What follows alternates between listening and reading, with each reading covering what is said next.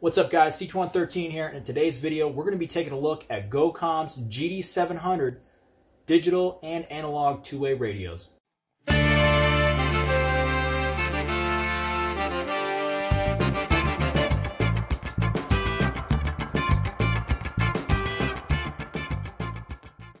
Alright guys, so GOCOM actually contacted me after seeing the video about the G9s, which you can click the card above to check that out, but that was my video on their FRS radios. Those were those super awesome FRS radios with no weather capabilities. They're waterproof, they float, they have a water activated light. So definitely go check them out.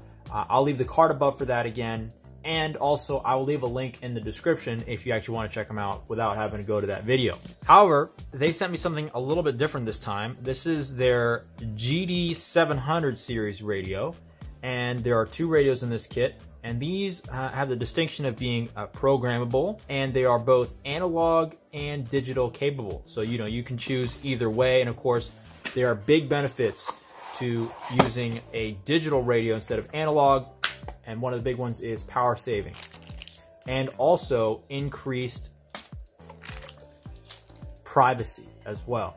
So, with analog radios, the problem is you have a limited number of sort of privacy codes, which are really just, your CTCSS or DCS codes, where basically they're going to limit the amount of interference you perceive.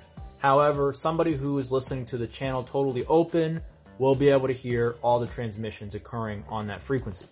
So with your digital radio, there are increased capabilities to be able to limit that intrusion. So these are the radios here, and again, you've just got a little display here. We're gonna look at that in just a second. You get two radios, you get two batteries, you get some pocket clips on here which are easily removed. We're gonna check out the durability of those. Let's remove these batteries here.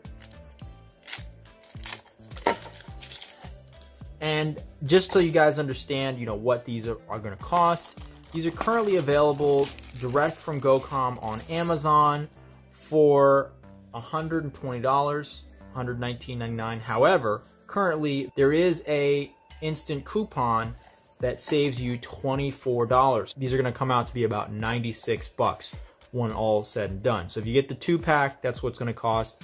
I'll leave a link for the 4-pack as well if you've got a business you're trying to run, you want to use these for that.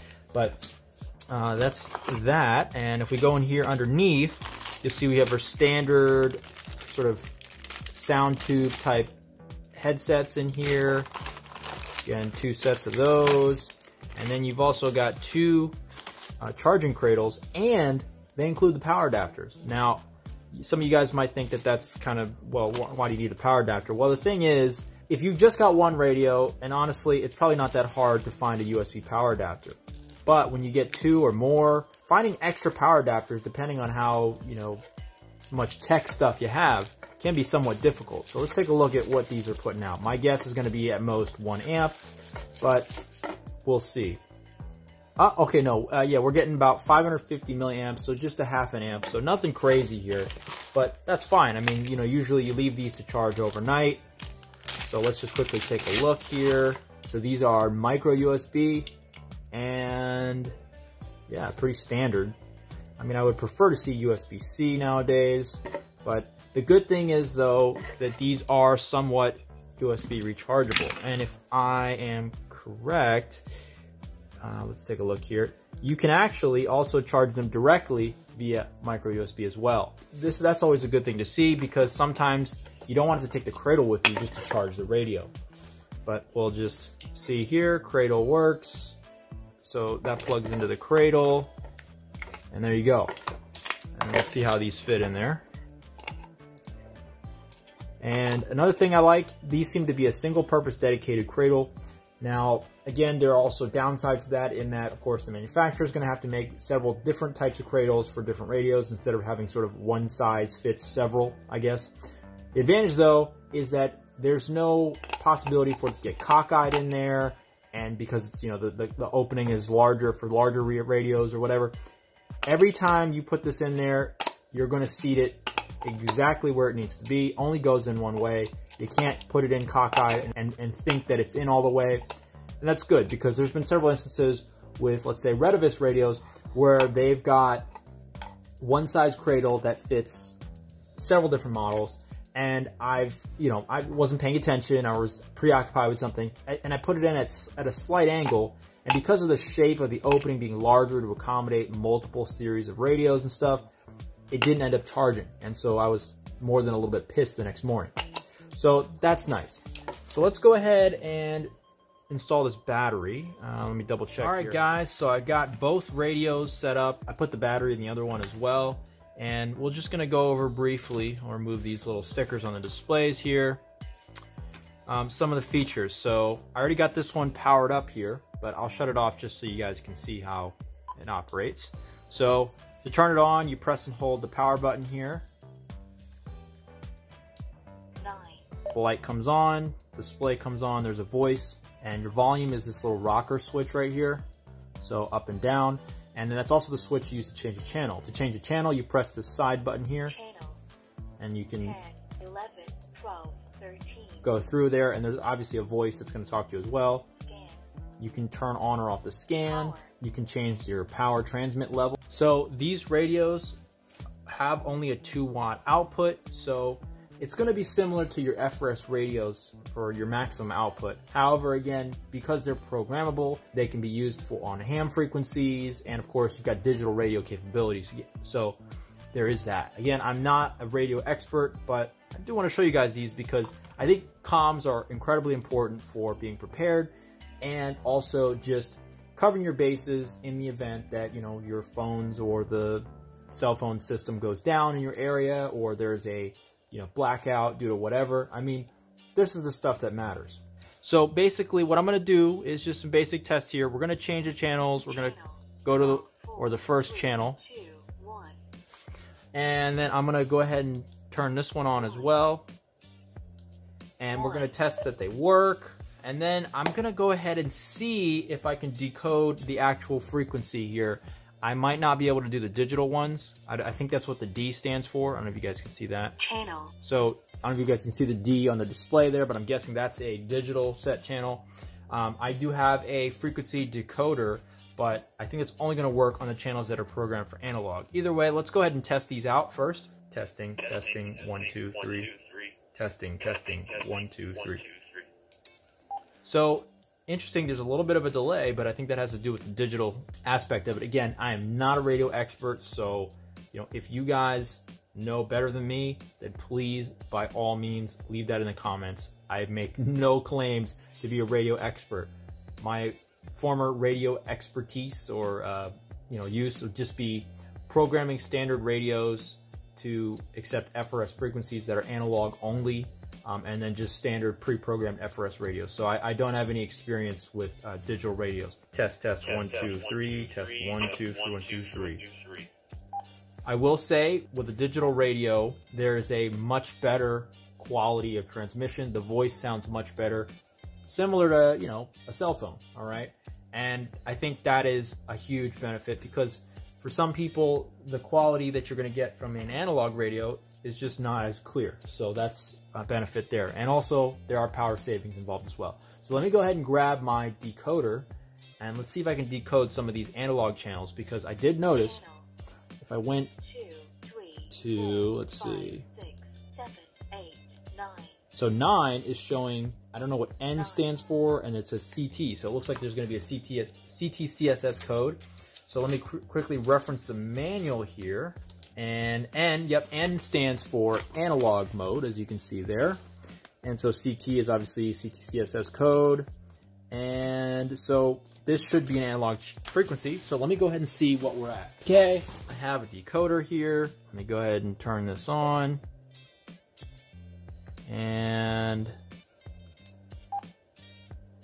it's showing a frequency of 464.501. So that does not seem like a FRS frequency. So definitely, if you plan on using these long term, I would strongly recommend getting the programming cable, and I will try and contact GOCOM to see if I can get the link for that, because you're not operating on well, I mean, it depends what you want to use this radio for, right? If you got a ham license, and you know, you're going to be using these for, you know, amateur radio use, then by all means, you know, go for it. But even then, I'd say you probably want to program your own frequencies in there. So again, programming cable strongly recommended. Let me try the next channel up. So we're at 9, 10, okay. Again, 464.550. So also not picking up a CTCSS code there, despite it saying there is one. So that is weird. Okay. Let's try this again. Okay. Okay, now we're at 467.765. I'm going to reference my FRS frequency chart. What is it? 467.765. Yeah, that is not an FRS frequency. It's close, but not quite. I'd say the closest one I can see would be channel 14, which is 467.7125. So again, not quite. So nothing. I'm trying to see if it overlaps to see if I can check the quality with another radio I own. Okay, so there's 12. We'll check 12. Okay, 467.815, and that's a 67 on the CTCSS code again as well. Also, not an FRS frequency from what I can see. So again, if you want to use these with FRS radios, I mean, unfortunately, you're going to have to reprogram them. Let's go ahead. Okay, let's try 13. Okay, so it couldn't resolve a CTCSS code, but we're at 467.852. Again, not an FRS frequency, so you're not going to be able to communicate with FRS or GMRS radios. Let's try 14. Okay, again, not getting a CTCSS code here either, but we're at 467.877.